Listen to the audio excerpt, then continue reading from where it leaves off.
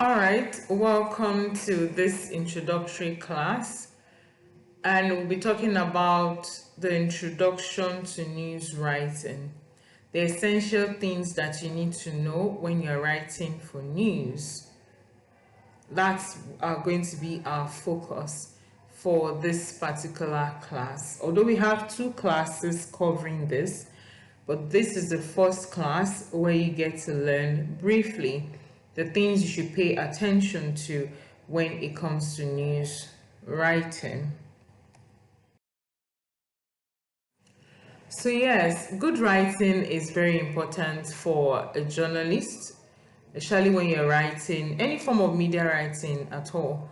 Good writing and is important, and we're going to identify what makes a good writing or what makes for good writing. Also, identification of the different mass media is important because they have different functions, they have different features. And as a result of those different features and the nature of the different mass media, it does help us to know how we should write and the format we should use for writing, the method we should use for writing. So the nature of the mass media or the channel you're using to disseminate information definitely goes a long way to determine how such writing for that channel should be. So how do we write for the diverse mass media channels? That will also be something we will cover because writing for each of these channels is different. Functions of the mass media. It's only when we know how each of the mass media operates and functions that we'll be able to know how to write for them. Also, writing a lead story. A lead paragraph is the first paragraph of a news story, and it contains the essential, most important information and an overview of an event. Then news writing is a different form of writing. It has strategies and techniques. We'll be learning those techniques as we go along. Now, the culture of writing. Remember, we're talking about the culture of writing as it relates to writing for the media. It is a powerful force. When we say it's a powerful force, we mean that writing has the ability to change situations in the society.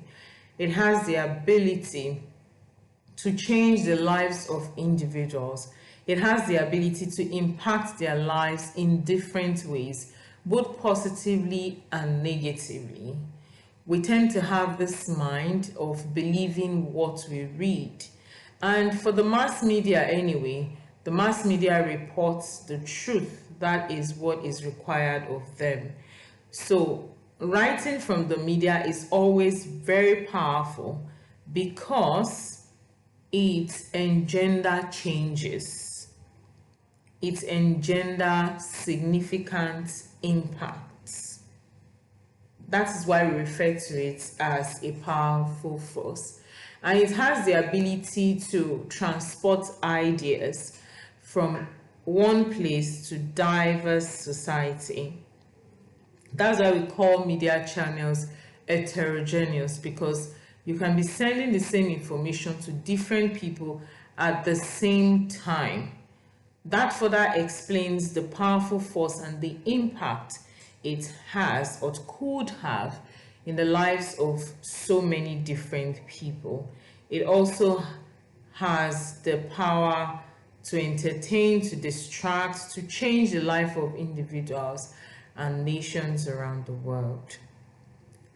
After realizing the relevance of writing, then we ask the question, how do we write well? How do we gather the right words that conveys the information, ideas, and feelings to read clearly? So talking about this, it means there are so many different English words out there that we use, but the context in which you use them conveys a specific or a particular meaning, and that's why as journalists, we are always very careful and mindful of how we use words and the kind of words we use. Because in the cultural environment that you are in, a particular word might mean something different from another environment or the culture of another environment. So there are so many things that determines the meaning or the concept of a particular word in terms of the context in which they are used or how they are used or the assumptions surrounding where they are used. So as a result of all those other factors, people use those factors to determine how they want to interpret such words. And that's why, as a journalist, it's important for you to be very well exposed to cultural differences, to conflicts and solutions and biases operating in your environment, so that you'll be well informed to know how to convey a particular word in the context of what you are writing or reporting, and how to decide on which word to use in the context of what you are writing, and also understanding your audience, the culture of your audience, and how receptive they will be to certain words and how they will interpret certain words. That's also very important for us to consider as journalists, so that we'll be obeying the rules of our profession and the law that guides the operation of our activities. So what is good writing? We said earlier on that we will, as we go further, we'll try to understand elements that makes up a good writing as a journalist. So the first thing is imaginative or imagination. Good writing has something to do with your inner mind, thinking deeply and imagining things. Now, your imagination is not supposed to be for the purpose of deception, because you're a journalist and you only speak the truth. And also, one of our functions as journalists is to give meaning or interpretation to something that has happened, but you do not give it outside the context of the information that you already have. So being imaginative, yes, could help make a good writer out of you. Being efficient, ability to do your job properly in a very proper and acceptable way. Precision, that is trying as much as possible not to manipulate information to mean something else or to convey something else. Being precise means whatever words you use, you're using it to mean exactly what it means with regards to how that event occurred. But you're not writing it in a way to manipulate the mind of people or to bring about dispute in the society or to make it mean something different from what it should mean according or based on the report that you have covered. Clarity, it must be clear, and that clarity has to do with the kind of words you use, putting in mind who your audience might be for that particular story.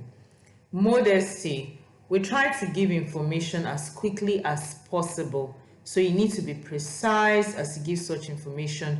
Do not beat about the bush. Media writing is not like that. That's why we also do say that media writing or writing for the media or being a journalist is not a way of impressing people.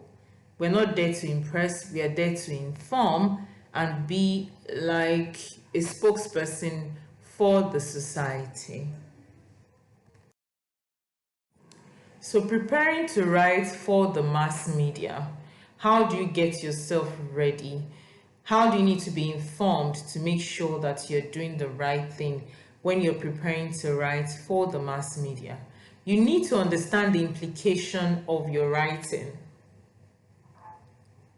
Remember, we said earlier on that writing is a powerful force, and we know that it has the ability to change things to bring about a turnaround in things. So everything you publish in the newspaper or you report in the newspaper in one way or the other impacts your society. So you must understand first the implication, and that will help you make informed decision as to if you should write that piece or you should not write it, or you should write it in a certain way that does not disrupt the peace of a particular society. That is what our profession requires, and we must abide by that as we perform the act of writing.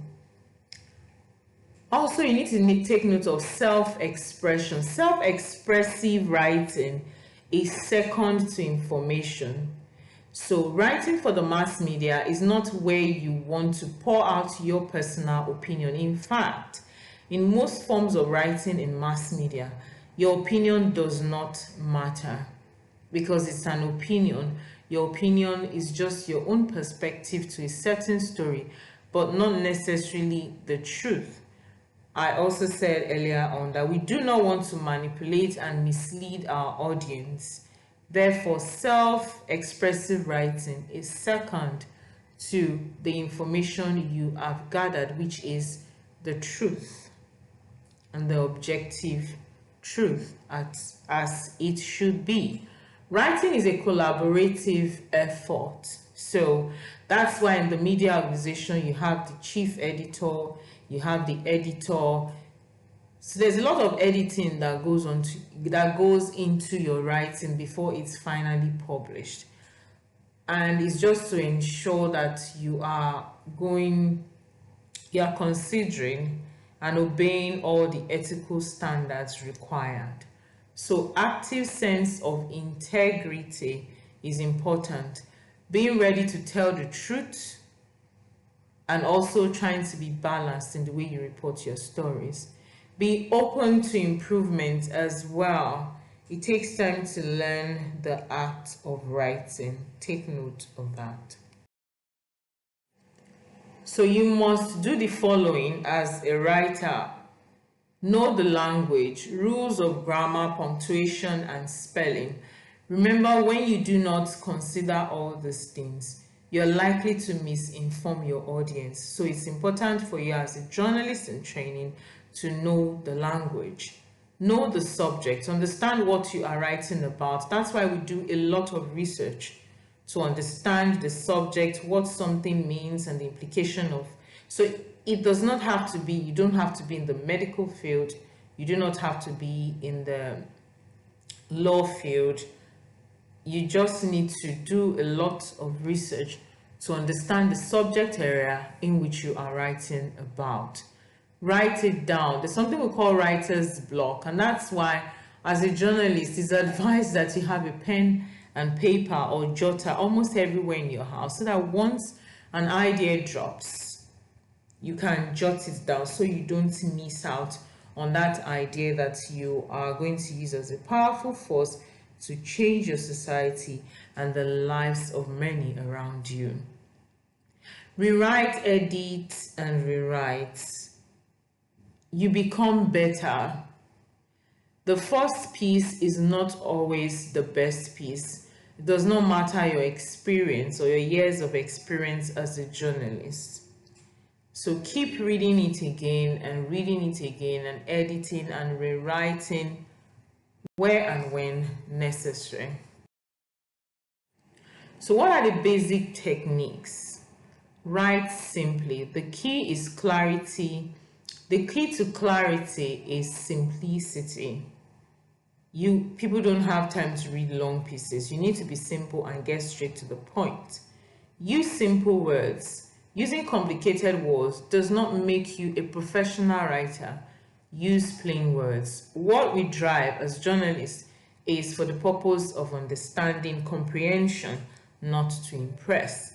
Use simple sentences also. Sometimes when you use a lot of complex sentences, it comes in the way of understanding and comprehension. Practice brevity. People don't really have time to read for a long period of time. They just want to get the information as quickly as possible. Eliminate jargon. What do we mean by jargon? Technical language used in specialized field. some persons are not familiar with some of this technical jargon. So try as much as possible to replace them with words, everyday words that people can easily understand when used. Cliche, overused words and phrases can make your piece boring and old. And people want to get something new, something fresh, and still something that informs them. So avoid using cliche words, phrases, and clauses when writing. Also, use familiar words rather than unfamiliar words. Now, familiar words and unfamiliar words are subjective, so it depends on your audience and who you are writing for. So sometimes in a particular environment where you have to write for a particular target audience, they might be used to a particular word.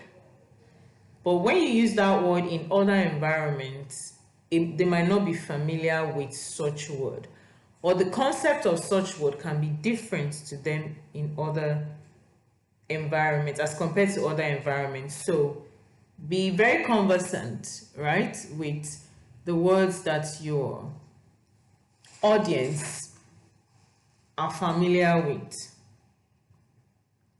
Vary sentence types and lengths so that your writing does not look redundant. There are 4 types of sentence structures, so vary between them. Sentences should be built around nouns and verbs, adjective and adverbs. Note that relying on adjective and adverbs in writing for mass media makes your writing weak and boring. And it's not just that. Sometimes it makes you subjective, and for the mass media we have to be objective. So avoid using a lot of adjectives and adverbs. They don't only make your writing weak and boring, but they prevent you from being objective when you are writing. Transitions are also important because it makes reading fun, and it makes reading understandable, and it makes reading coherent when you use appropriate transitions, and they also help to tie your ideas together, making your reader know and feel like they are making some form of progress while they are reading your piece. So it's important for you to understand transitions, know how to use them, know when to use them, and kind of use them properly by not repeating when you're not supposed to repeat, or sticking to one particular transition, and also using them appropriately. A lot of people know a lot about transitions, but they do not know how to use them properly. So having learned all that about writing, I would want you to try some of these exercises that I have here. And the first one says, write a 350-word summary of your life. Tell the most important things that have happened to you. Also talk about the things that interest you most. Describe a person living with you. Be specific. Give the reader a lot of details about the person's physical appearance, including hair, color, height, shape of the face, the kind of clothes the person is wearing, and so on. Write at least 200 words. Third class exercise that you can try out to test your writing is tell step by step how to do one of the following things. A. Change the oil in your car. B. Apply lipstick. C. Make a sandwich. And then the fourth one says, describe the room from which you are receiving this lecture. Write at least 150 words. So those are the exercises